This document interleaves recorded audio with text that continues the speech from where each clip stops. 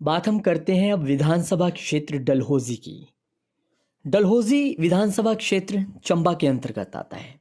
इससे पहले कि इस बार के समीकरणों की बात करें, सबसे पहले देखते हैं कि पिछली बार क्या हुआ था।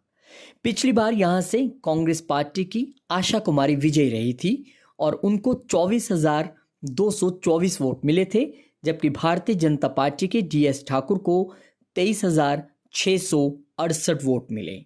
यानी कि आशा कुमारी ने इस सीट को 556 वोट से जीता था। और वहीं अगर देखा जाए तो CPI के एक उम्मीदवार थे जो 720 वोट ले गए थे।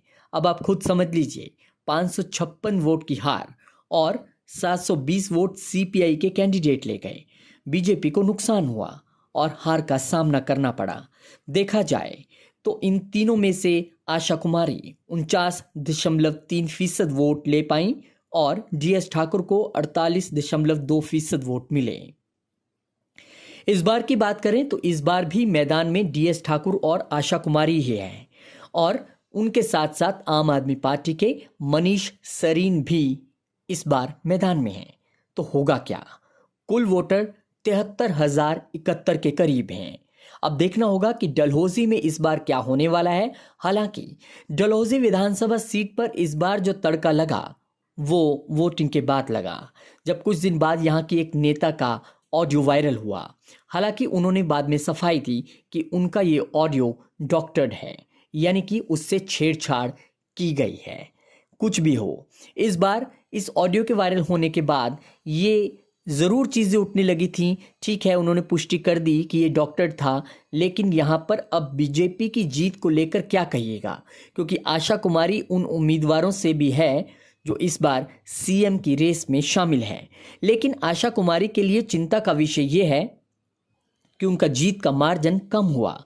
2012 में आशा कुमारी ने यही सीट 7,365 वोट से जीती थी, लेकिन अगली बार ये मार्जिन कम होकर 556 वोट रह गया। देखना होगा कि इस बार हिमाचल विधानसभा सीट के डलहौजी क्षेत्र में क्या होने वाला है, क्योंकि उसका एक कारण ये भी है कि यहाँ पर आशा कुमारी CM कैंडिडेट के तौर पर नाम क्योंकि उनका बार बार लिया जाता रहा, इसलिए इंटरेस्टिंग मुकाबला यहाँ पर हो गया था। लेकिन अब देखना ये है कि यहाँ पर कौन आगे रहने वाला है। हम बात करें हमारे आकलन की तो हम टफ फाइट, बहुत टाइट कॉन्टेस्ट यहाँ पर मान के चल रहे हैं।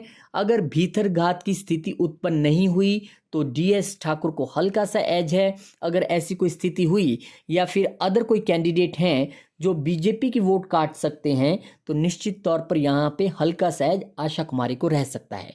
देखना दिलचस्प रहेगा कि डलहौजी विधानसभा क्षेत्र में इस बार कमल खिलता है या पंजे का जोर चलता है या फिर झाड़ू कोई कमाल दिखा पाता है। क्योंकि ये भी देखना दिलचस्प रहेगा कि जिस तरह CPI ने पिछली बार 720 वोट लेकर बीजेपी का काम खराब कर दिया, क्या इस बार जो झाड़ू है वो किसके वोट में सेंध लगाने वाला है। और अगर मुकाबला टाइट रहा तो ऐसे में कहीं वो वोट पिछली बार की तरह डिसिसिव ना हो जाए। देखना दिलचस्प रहेगा।